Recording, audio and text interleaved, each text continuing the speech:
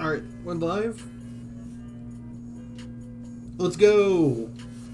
JoJo's! I already ranked all the main villains. So let's rank the Joestars. Are you ready for this? This one's gonna be easy. Alright. Jonathan's the weakest. No disrespect to Jonathan. I know that he gets a bad rap. You know, has the worst theme. Has the worst part. You know, kind of the most boring one. But yeah, Jonathan's not that strong. Would you believe that in a shonen series, the first main character is not going to be the strongest?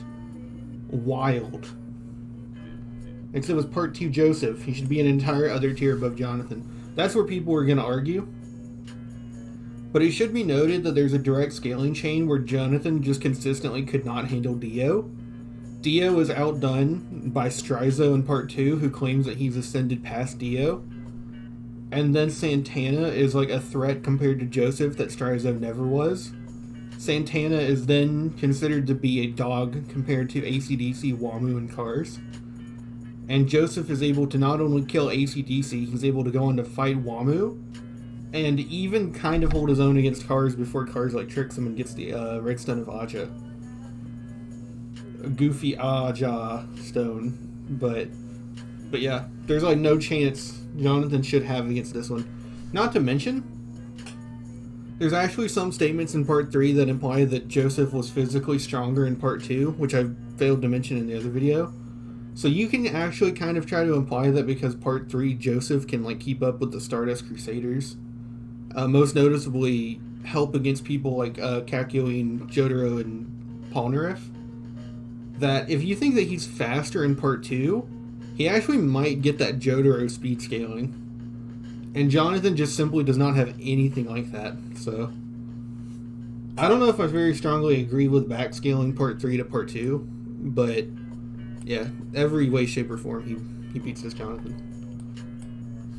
Like I just said, there's many statements that imply that Joseph in part 3 is actually physically weaker than part 2, and because he doesn't have a power type stand, it's very unlikely that Hermit Purple is going to be an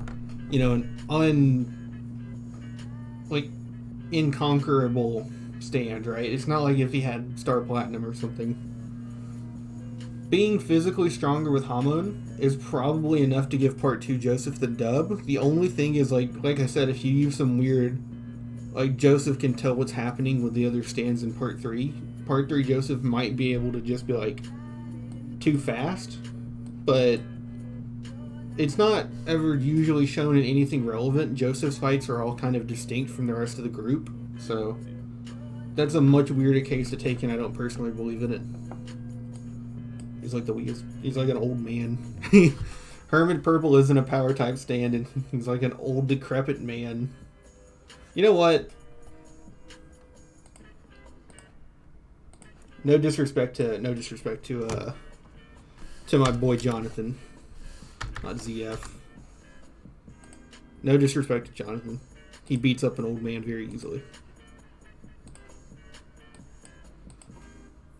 I don't even think Hermit Purple is worth anything in this, so. Alright. Part 3 Jotaro. So this, we decided, bleh. I decided to cut this into 4 Jotaros. There's Jotaro from part 3 who has Star Platinum. Jotaro from part 3 who has the world. Jotaro during part 4 and Jotaro during part 6. This is because you can technically scale all of them differently if you want. If he just has Star Platinum, he very easily beats Joseph no matter what and goes into a higher tier. If he has the world, all of his versions that have the world are going to jump all the way up here. More than likely in that order. Now I actually got this wrong in the other video, but I don't think it drastically interacts with the other character scaling in that video, so it doesn't matter much. It just makes Pucci versus Dio much more concrete. But we know that Time Stop is an ability that Jotaro can train, seeing how he trained it mid-fight during Dio. And then because he didn't train it during part 4, it was shortened to half a second and was extended to 2 seconds by the end of the part. Jotaro, during the events of part 6, actually has a 5-second time stop like he did against Dio. So this could mean that he either trained... It should be that he only Actually, yeah, we need to put it like this. He trained his world ability, more than likely, but he probably did not train his physical ability. This is because in part 3... I fucking hate that JoJo's is like this, by the way, but... I'm not even shitting you. In part 3, it starts off with Jotaro, like, in jail. And he can, like, pretty easily bend the bars and escape if he wants to, but he just chooses not to. And then in part 6, when he's trying to break Jolyne out, he's like, I can't break down the bars to get you out of here. So, he's probably drastically weaker. He just has a similar time stop. So all 3 of the Jotaros are going to go in this order, because this one should be the strongest with a 5-second time stop. He should be weaker with a 5-second time stop. And he should be somewhere probably in the middle, but with a much shorter time stop. So, there's the Jotaro tier. When we get to Josuke, we actually directly see that Jotaro admits, like, straight up, if I didn't have my time stop, this guy would have flattened me when he first shows up to Morio. And although he does do better against Kira by the time that they meet Kira and then Josuke later goes on to fight Kira, it should be noted that Josuke actually had to deal with more obstacles. Like, Josuke gets to, like, have a clean answer to sheer heart attack, but he also had to deal with Stray Cat and protecting Hayato and fighting Adam Heartfather in the house.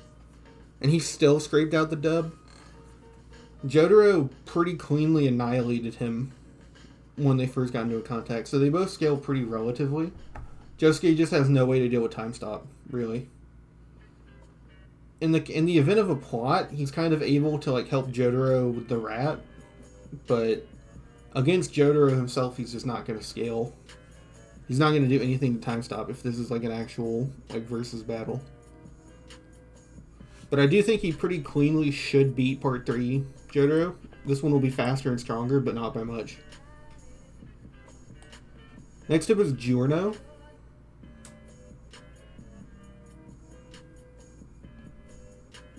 I don't know if Giorno should be in the bottom of B tier, or if we should create a C tier and move all the letters down.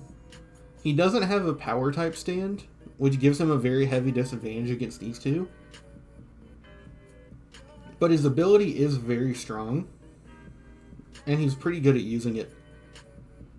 I do think that he can probably overcome Jotaro, who's purely physical, but I don't imagine him being able to overcome Josuke, who's strong and has a good ability. It should be noted that for the whole list, B and A tier should all scale somewhere relatively in speed, because they all scale off of someone who scales to Jotaro. The one who's the most dubious about scaling to Jotaro in speed is actually Giorno, but even at that, he's somewhat able to assist in the fight with Bucciarati and King Crimson, and King Crimson is, like, somewhat able to fight Silver Chariot, somewhat. He's, like, slower than Silver Chariot without time skip, and he's like, I would struggle a lot without it, but, like, they're still able to clash. There's not, like, a blitz like Kira and Jotaro type, so for the most part, everyone in B to F should be pretty relative in speed. Enough to just make it abilities and power. And I think that Giorno's ability is going to overcome Star Platinum. Jolyne, similarly, is like Josuke, where she has an ability, the strings, and a power type stand. Because she can clump the strings together to create a power type stand. We actually saw that she got really good with this ability and was able to use it in, like, basically any instance. And I'm actually going to say that she has the ability. I think that she's probably the top of this tier. Because she's got a stand that's considered a power type stand. She's got a really good versatile ability for combat. And then she's also got the ability to, like, heal herself and keep herself going. She's kind of like a fusion of all the characters in the same tier, which is kind of cool. And then, yeah, like, what did you expect? That was a lot faster. The record isn't even at 10 minutes. Why don't I stretch it out and make the 10-minute mark, huh? I don't have ads, so. But yeah, this is way simpler than the villains. Because, like, with the villains, you gotta, like, argue about how Doppio scales to Silver Chariot and, like, where on Earth do you scale Kira to? But with this, it's like, nah, everyone pretty much scales right where they do. I think arguing about Part 3 Jotaro and Part 6 Jotaro is pretty interesting. And then B tier is a little convoluted, but other than that, it's, like, really definitive.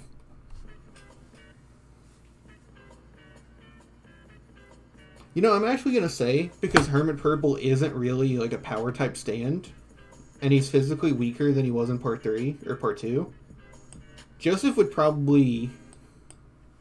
I don't know who would come on top between Part 3, Joseph, and Jonathan. Just to give my boy Jonathan another dub. We're going to do that. We saw that he could use Hamon in Part 3, but it didn't do anything to anyone. The only person who was scared of it was Dio, but that's not really a strength thing, that's like a hacks thing. The only people who like physically overcame Hamon with like counter Hamon were like Pillarmen, so that's not like an anti-feat to Dio or anything like that on strength.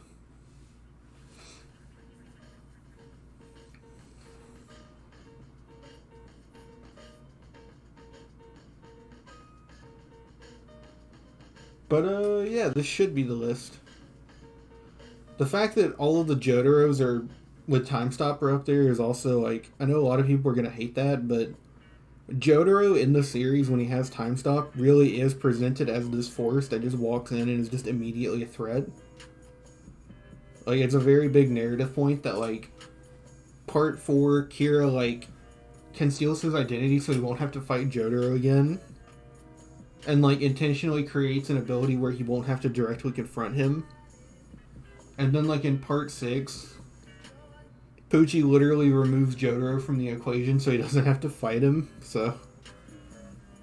I know that there's also the Limp Bizkit aspect to that, but Jotaro really is, like, that guy. He is that guy, pal. I think it's how that video goes. Trust me, you are that guy, pal. But yeah, this was much quicker. If you disagree with it, comment and tell me why. I think people are gonna like comment about Jonathan and Jotaro and Giorno, but like they don't care about anyone else. B tier is honestly the hardest one to argue, just because it comes down to like who would win. They're all vaguely relative in speed and power, except for Giorno, who's like much weaker, but they all got good abilities. But yeah. Bye. Wait. I stream on Twitch, Nick is a Neat. I tweet on Twitter, that's Nick is a Neat. And I have a YouTube channel, Nick is a Neat, and a VOD channel, Nick is a VOD. I play games sometimes. I was thinking about getting JJBA, what is it, Eyes of Heaven? Or is it All-Star Battle? Streaming, like, my first reaction to that. But that game does not look fun. Alright, bye. Oh! No.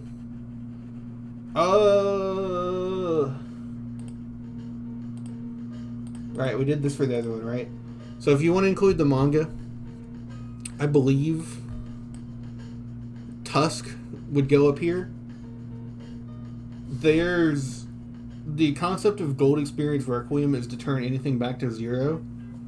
And that's kind of enough to just say, yeah, that wins. But Tusk kind of like breaks dimensions and goes infinitely. So Tusk should probably... I don't know.